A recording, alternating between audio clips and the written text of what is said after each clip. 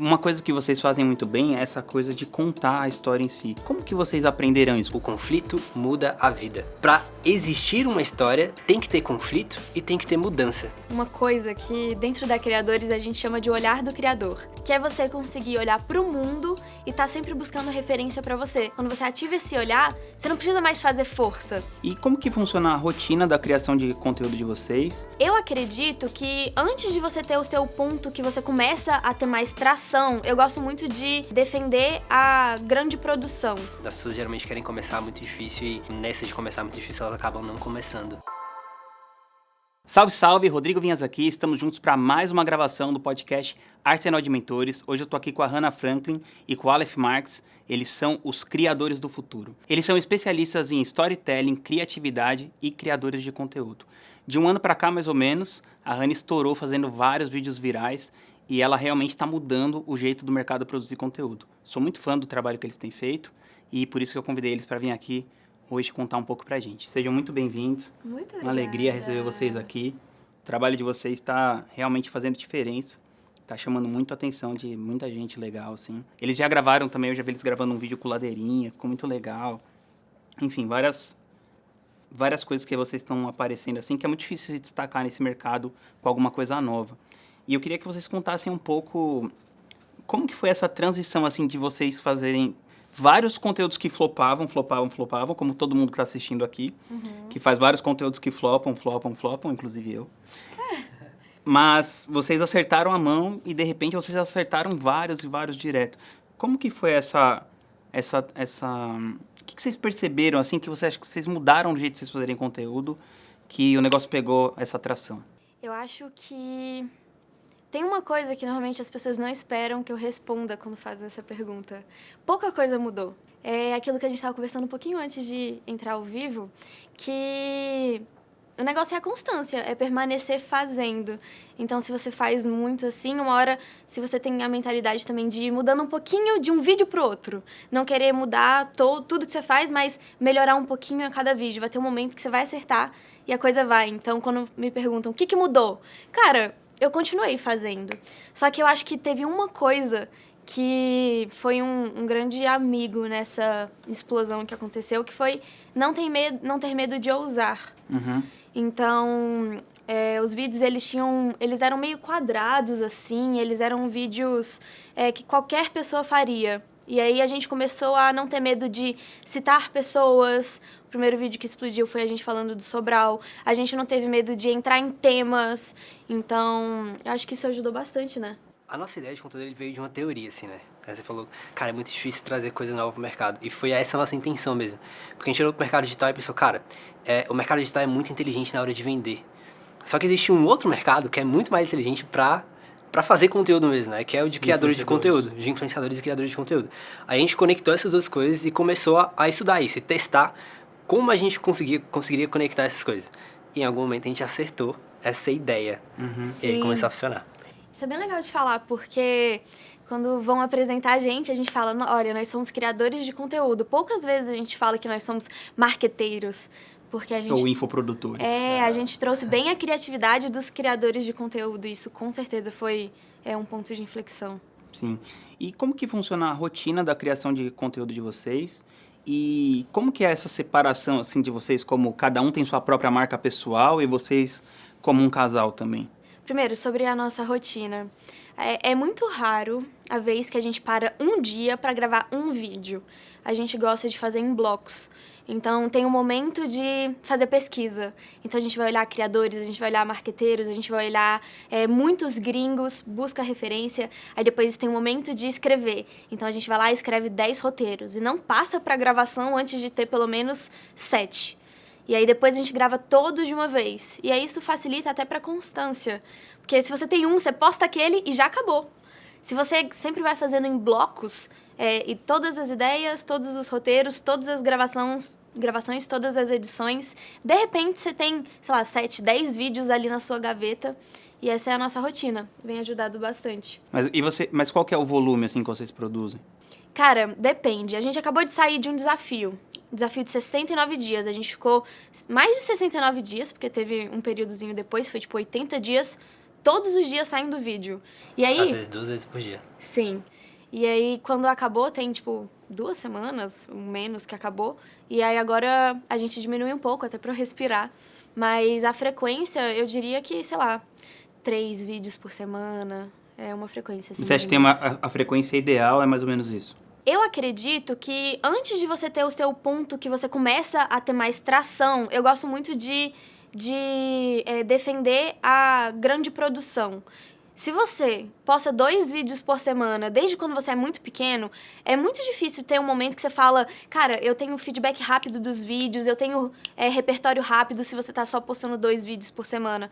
Então, eu defendo muito, quem posta todo dia, e depois que você explode, aí você pode diminuir um pouco a frequência.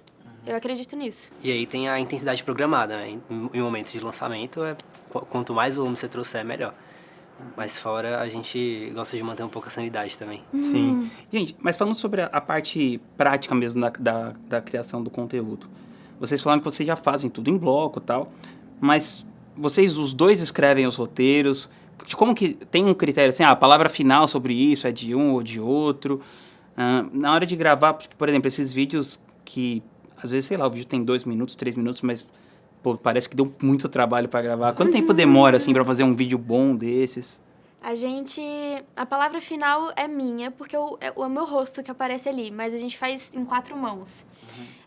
Às vezes ele sonha, gente, a gente tá dormindo de noite, de madrugada, do nada ele acorda, tive uma ideia de conteúdo. Ele vai, anota, no dia seguinte a gente vê, aí eu mudo uma coisinha aqui, uma coisinha ali e gravo. Por a gente já ter essa intimidade com câmera, equipamento, a gente consegue fazer nós dois. Só que agora que o time tá crescendo, a gente chamou outras pessoas para ajudar também, que fica ali dando o rec, o play, conferindo as luzes. Sim, e é isso, mas roteiros escrevemos nós dois. Às vezes eu tenho uma ideia, escrevo tudo e falo, caraca, tem alguma coisa que eu não tô gostando aqui. Olha, ele vai, mexe um pouquinho, Às vezes eu vou lá e escrevo a ideia, tipo, nossa, tá genial. Ela olha assim, tá uma merda. Aí ela vai lá e mexe. Aí volta pra mim, nossa, tá uma merda também. Aí eu vou lá e mexo. Aí a gente finaliza, nossa, ficou genial isso aqui. Dá Sim, muito certo. Então, a gente vai trocando, assim, as ideias mesmo. A gente trabalha bem juntos. Uhum. E aí, pra gravação, é muito difícil falar tipo, quanto tempo demora pra gravar um vídeo, porque depende muito do vídeo, depende muito da vibe da Hannah também, isso é muito, muito importante, assim. Tem dia que a Hannah não tá pra gravar, e aí, tipo... Não adianta forçar. Não adianta forçar, que não vai ficar legal. É meu caso, eu tô, quase todo dia, não tô pra gravar. Mas aí, se passa de 2 dias, a gente força, vai assim mesmo, então. Sim. Mas, enfim, aí depende muito do vídeo que a gente tá gravando. Às vezes, um vídeo de 1 minuto, que é só a Hannah falando pra câmera mesmo, é um vídeo mais tranquilo, demora ali uns 10 minutos pra gravar um vídeo inteiro. Às vezes, a gente tem uma ideia que é uma produção um pouco maior, então a gente pode demorar até, sei lá, umas 5 horas pra gravar um vídeo de 1 minuto e meio. Caramba. Uma coisa que ajuda muito é ter boas referências. E a gente gosta muito de treinar o nosso algoritmo pra ele tá mostrando as boas referências pra gente. Então, a gente pega muita referência gringa. Essa é uma dica que eu dou pra todo mundo, inclusive. Vai salvando os vídeos que vai aparecendo na sua timeline. Caraca, eu gostei do ângulo dessa pessoa, salva. Eu gostei da transição que essa fez, salva. Porque às vezes você pode pegar uma referência visual de outro conteúdo e unir com, seja lá o que você fale, marketing, nutrição, qualquer coisa. Então, quando a gente tem essas boas referências salvas, para gravar também fica mais fácil, porque a gente já tem a ideia montada, não tem que pensar na hora. Isso ajuda bastante. Sim.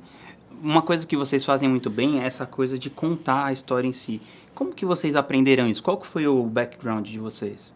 Cara, a escrita do roteiro pra gente é científico, mesmo assim. Então, eu estudei de tudo, tanto de técnica de storytelling, de livro de storytelling, quanto de psicologia mesmo. Cheguei a estudar estudo científico pra entender, cara, o que chama a atenção das pessoas, né? Então, foi um pouco disso, assim. Hoje, simplicidade, assim. O que um roteiro precisa ter pra funcionar? Eu gosto de falar de 2 pilares, que é sou como você e tenho algo que você não tem.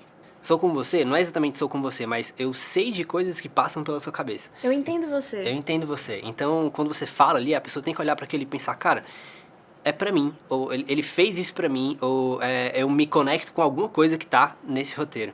Eu tenho algo que você não tem, você mostrando pra pessoa que você tem algo a mais, tem algo que ela não sabe, tem algum mistério ali pra revelar pra ela.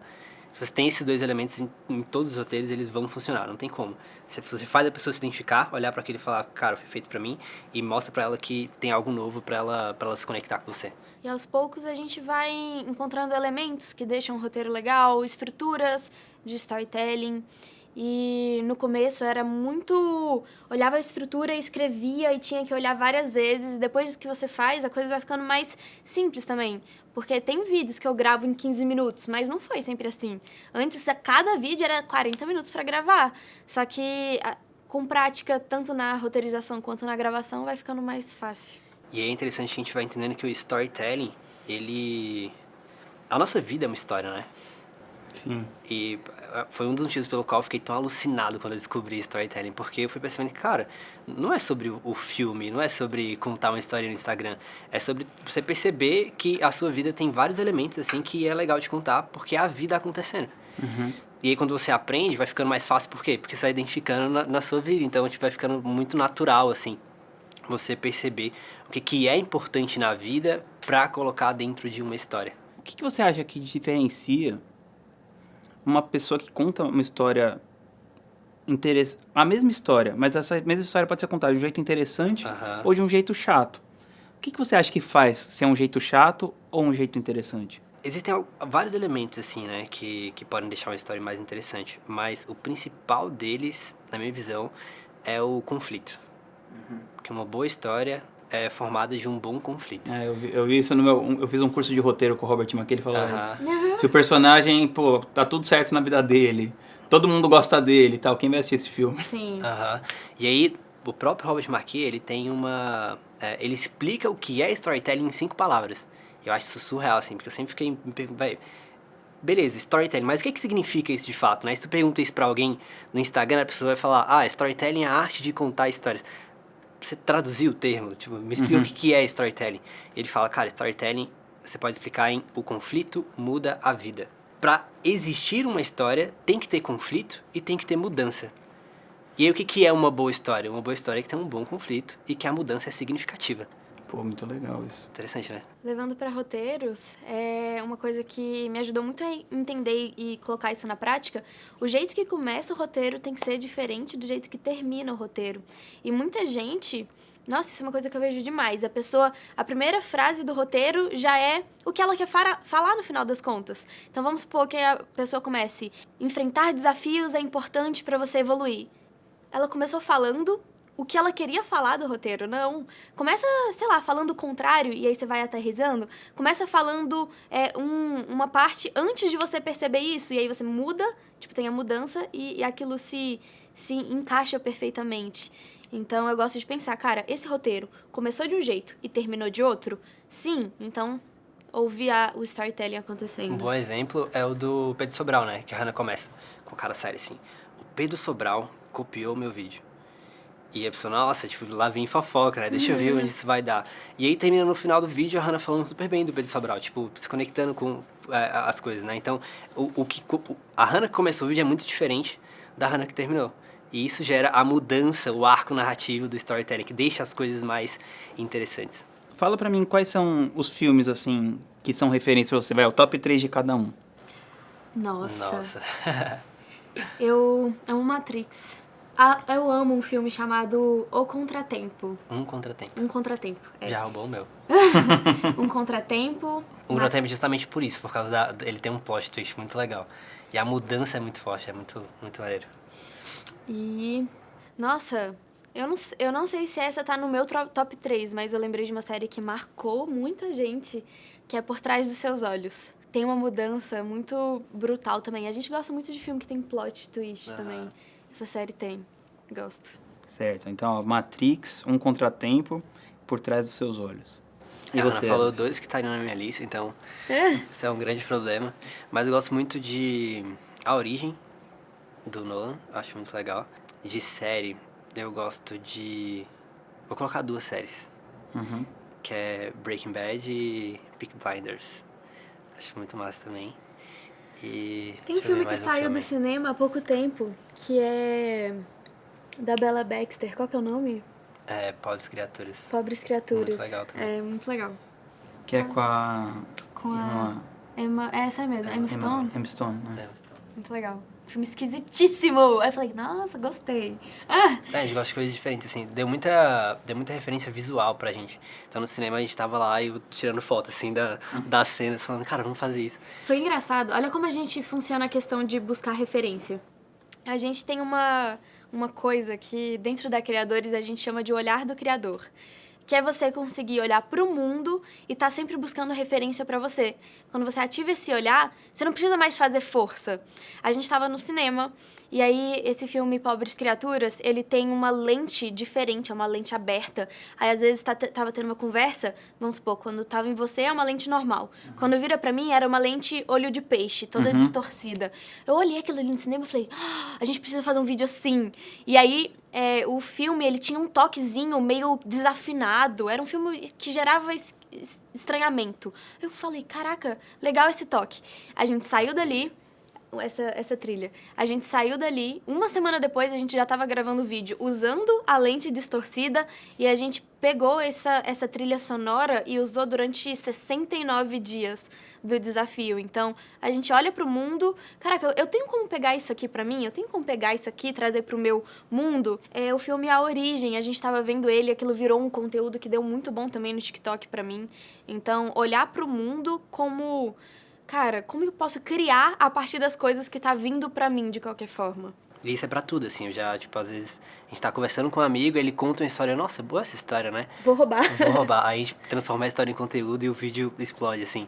Então a gente tem muito esse olhar pras coisas que acontecem na nossa vida pra transformar em conteúdo. Pô, que legal. Muito foda. E como que é essa ideia de vocês como marca, assim? Porque cada um tem sua marca pessoal, vocês também fazem essas coisas juntos. Sim. Tem algum planejamento em torno disso? Agora vai ter Estratégia. mais, né? Que... Não, na verdade é porque quando a Hannah, ela postou o vídeo do Sobral e explodiu, a gente decidiu focar. Eu tava produzindo conteúdo também, né? Mas como ela explodiu, cara, vamos fazer o seu, porque aí a gente estoura o seu e depois fica mais fácil. Agora, esse ano, a programação é a gente separar as coisas mesmo. Então a Hannah vai ficar mais focada na produção de conteúdo e eu vou puxar um conteúdo de mentalidade pra gente ter produtos diferentes e posicionamentos diferentes, públicos diferentes que conversam.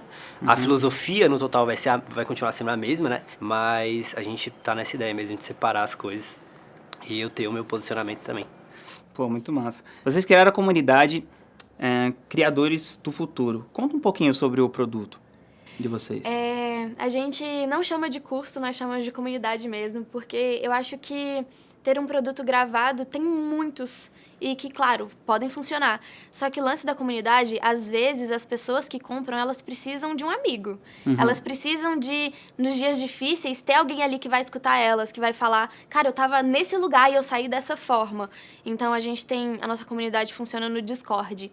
E é lindo de ver, toda hora que você entra lá, tem várias pessoas que estão ao vivo se ajudando. E a gente decidiu fazer em formato de comunidade para ter essa tração mesmo. A gente acredita, inclusive, que o futuro do mercado ele vai ser um mercado de movimento, de pessoas e cada vez menos cursos frios. É o que eu acredito. E o Criadores do Futuro, esse nome, né, ele é o nosso manifesto mesmo. É algo que está muito conectado com a nossa história, assim. Em um momento a gente acreditou que eu, pelo menos, né, acreditava muito que não ia ser nada na vida e, de repente, eu comecei a mudar isso na minha cabeça e decidi que eu poderia criar minha própria realidade. E o nome veio disso, assim. Então, a mensagem da Criadores é essa, de mostrar para as pessoas que elas podem viver o que elas quiserem viver. O que elas decidirem viver, elas podem viver, independente de onde elas saíram. E essa ideia do Criadores do Futuro tem a ver com criadores de conteúdo. Isso é muito legal, porque a gente gosta de nomes que tenham duplos sentidos. E esse, no caso, tem 3 sentidos. Criadores do futuro, porque é tipo criadores do seu futuro, então vem a questão de mentalidade. Criadores de conteúdo do futuro, então criadores de conteúdo. Desse jeito do futuro de criar conteúdo, né? E tem criadores juntos do futuro da nação, então criadores do nosso futuro. Do todo. Do todo, exatamente. Como comunidade. Muito legal. E, além desse produto, vocês têm uma esteira desenhada, um plano? Como que funciona? É engraçado que isso é uma coisa que a gente estava pecando muito. Até o momento a gente não tinha, era só criadores, a gente estava focando muito nela. Eu não sei se foi um erro ou não também focar na criadores, mas agora que a gente vai começar com uma esteira real, com mentoria, com um produto um pouquinho anterior, né? Vamos começar a desenhar isso agora. É, Por enquanto, a gente tem um por produto enquanto é só criadores. Tá bom. Falar em mentoria, eu queria que vocês contassem. Como que vocês fazem para escolher uma pessoa para mentorar vocês? Isso fez muita diferença na vida de vocês até hoje? Ou não? Como que funciona? Cara, o primeiro mentor que a gente teve assim no digital foi o Aguiar, né? E foi uma conexão por mensagem mesmo. Tipo, eu já estudava storytelling antes de ver o Aguiar, e quando ele chegou falando, cara, storytelling marketing, eu falei, nossa, isso faz muito sentido, tem muita conexão com tudo que a gente faz. E aí eu falei, Hannah, eu acho que é isso, a gente tem que aprender com quem tá indo na direção que a gente acredita.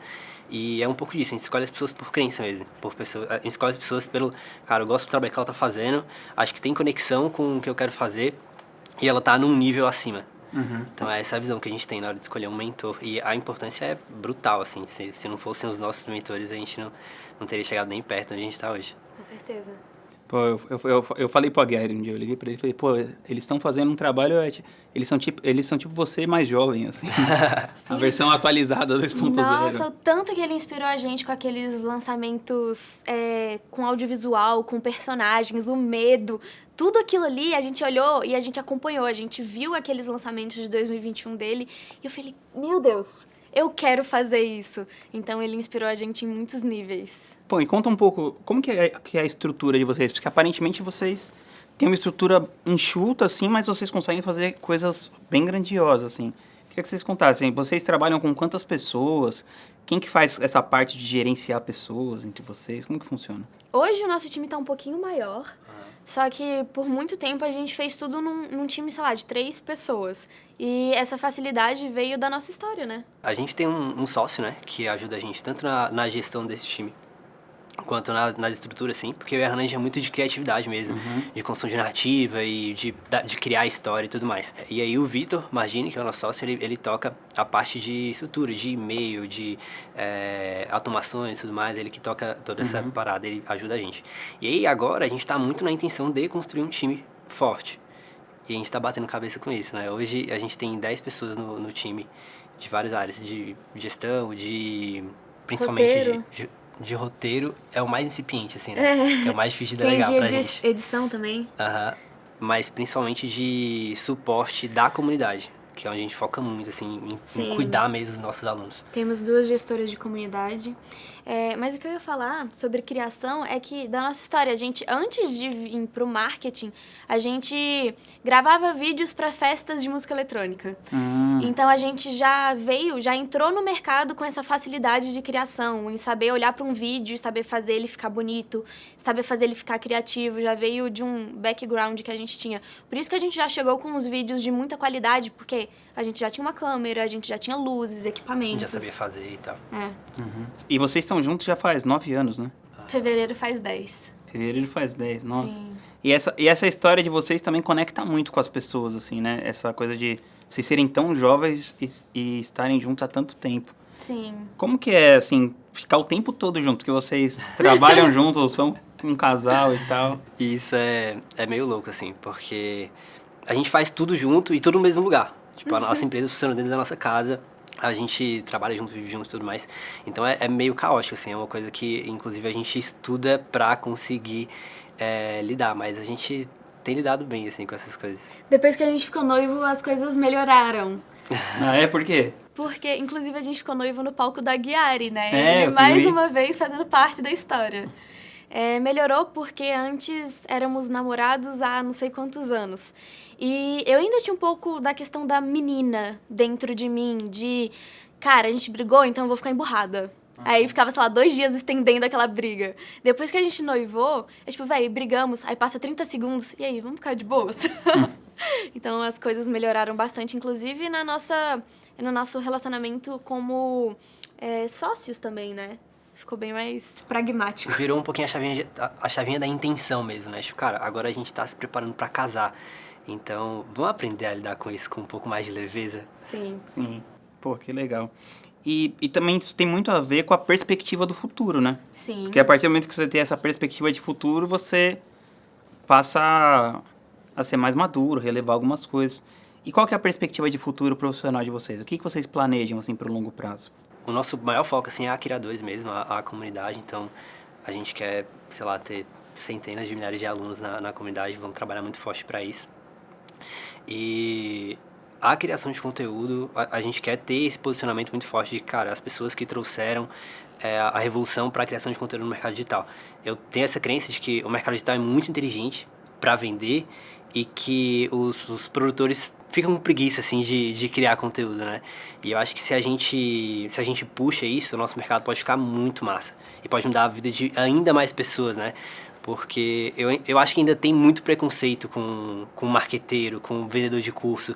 E não precisava se o posicionamento fosse um pouco diferente. Se não fosse tão chato o conteúdo. Se não fosse tão chato, se não fosse tão imperativo, né? Tipo, o vendedor de curso, ele geralmente quer apontar dele e falar é isso que você tem que fazer e tal. E eu acho que isso cada vez mais vai ser menos aceito no nosso mercado. E se a gente aprender a contar mais história ao invés de só vender, eu acho que cresce o mercado inteiro. É um pouco da nossa visão, assim. Eu também acho. E como que vocês pensam, assim, em termos de plataforma? Porque parece que vocês têm uma coisa do Instagram muito forte e tal, né? Como um canal de venda que eu acredito que acontece muito no nosso mercado, pela facilidade da produção. Uhum. Mas vocês pensam em atuar em outras plataformas? E sim, em quais? Sim, e pra ontem. A gente quer muito ir pro YouTube. Eu não sei por que a gente não foi ainda. Eu acho que aquilo que a gente fica falando pros nossos alunos de não, deixa o perfeccionismo de lado, só vai lá e faz. Eu acho que a gente já tá pronto pra colocar a câmera ali, gravar um vídeo de 10 minutos falando de algum assunto e subir ele no YouTube. Por que não fez? Não sei, mas queremos ir pra lá. A coisa, então, vocês pensam que é Instagram e YouTube, assim? E eu quero ir pro TikTok também. Eu acho que o TikTok, ele chega em pessoas que às vezes o Instagram não chega. Ele tem um tom diferente também que eu me familiarizo, gosto bastante. Então, eu acho que eu apostaria nessas 3. Instagram, YouTube e TikTok. A gente tá no momento agora de virar empresa mesmo, né? Uhum. Até o momento a gente era só... tinha um produto e tal. Agora que a gente vai virar empresa, construir time e as coisas vão ficar um pouco mais fáceis pra gente começar a abrir, assim, para as plataformas. Então, as principais vão ser essas, TikTok e YouTube, e trazer volume para isso. E o que vocês acham que está sendo mais difícil nessa transição, assim, de... somos 2 pessoas que têm um produto para, de fato, ter uma empresa? Eu acho que é time de confiar nas pessoas, conseguir delegar coisas que, tipo, a gente faz muito bem, né? Tipo, a gente faz muito bem, é muito difícil de entregar isso na mão de outras pessoas e encontrar pessoas boas, ter paciência para treinar essas pessoas. Eu acho que esse é o maior desafio, assim, que a gente está aprendendo a lidar. Sim. Eu estava falando isso com o Marcos do Junto Telefone, o Marcos Dutra. Acho que vocês até palestraram lá no mastermind dele, né? Uhum. Ele é super legal. Falei isso, ele me ligou, não sei, eu liguei para ele. Mas a gente estava falando desse lance de, cara, se você encontra as pessoas certas, a coisa muda totalmente, assim, porque, sei lá, um governo é feito de pessoas, uma empresa é feita de pessoas, um time é feito de pessoas. Então, eu penso que o papel do empresário é sempre ver se as pessoas certas estão naquela empresa, sabe? Uhum. Tem até aquele livro que fala o seguinte, né? É melhor você ter uma equipe incompleta do que uma equipe incompetente. Nossa, real. Que forte! Muito forte. E nessa coisa de criar conteúdo, então, eu acredito que é a parte mais difícil, porque precisa ter uma sensibilidade, assim, né? Sim. Não dá pra você contratar uma pessoa assim, ela tem que ter essa pegada de você ir lá e fazer o melhor sempre, porque tem muitos trabalhos que as pessoas ficam cumprindo tabela, né? Então, sei lá, vou fazer uma playlist. Exato. E para produzir conteúdo, se você cumprir tabela, o negócio flopa muito, assim, né? Sim. E tem a questão também do treinamento do time, que tem que esperar a pessoa passar pela jornada dela. Igual eu fiz muitos vídeos flopados e continuei fazendo. Às vezes não é algo que se ensina também. Às vezes é algo um feeling que ela pega depois de fazer 100 posts ruins. Uhum. Então, tem a questão de ter a paciência também, esperar a pessoa viver a jornada e... Enfim, mas vai dar bom. A gente tá com uma galera boa. Vai dar bom, com A gente tá com certeza. uma galera boa. A gente tem uma filosofia muito legal, né? Que a gente chama de multiplicação infinita.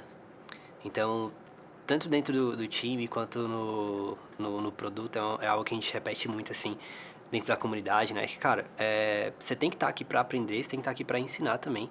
E quanto mais você entrega, quanto mais você ensina, quanto mais você multiplica na vida das pessoas, mais isso volta para você. Total. Então, Empreender é isso, né? Você fica com uma partinha do valor que você gera. Total. Acredito demais nisso.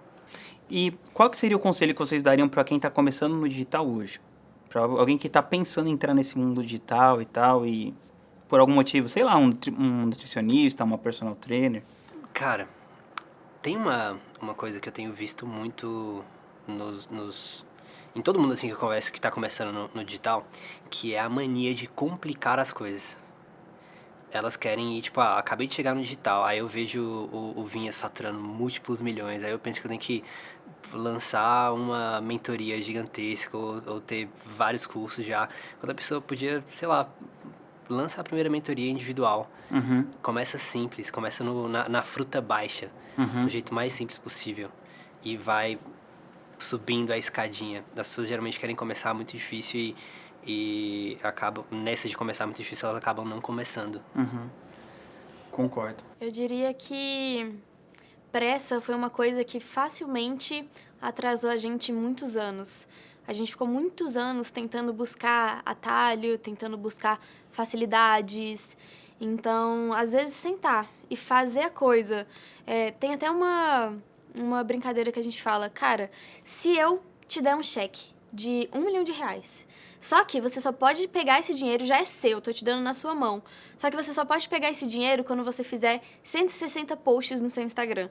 Assim que você fizer 160 posts, não precisa viralizar, não precisa ser bons conteúdos, esse dinheiro é seu. Topa? Topo. Essa pessoa passaria por cima de todo o perfeccionismo, de todas as dúvidas, de tudo, e ela faria os 160 posts.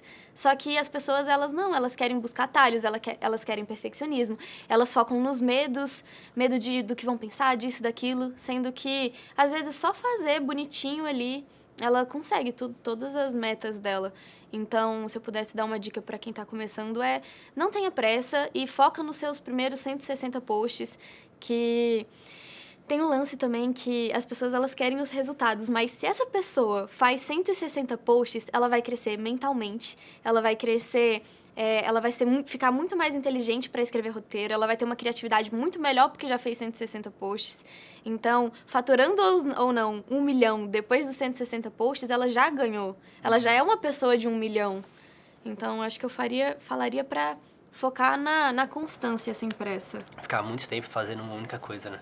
Pô, muito legal. Gente, muito obrigado. Foi uma alegria ter vocês aqui. Espero que vocês voltem em breve. Queria falar que vocês estão inspirando muito, assim, muita gente do nosso mercado. Vocês são super referência, assim, pra galera. E que eu espero que vocês voltem logo. Ai, gente, você veio lá no cast. Tá bom. Uma grande honra pra gente estar aqui.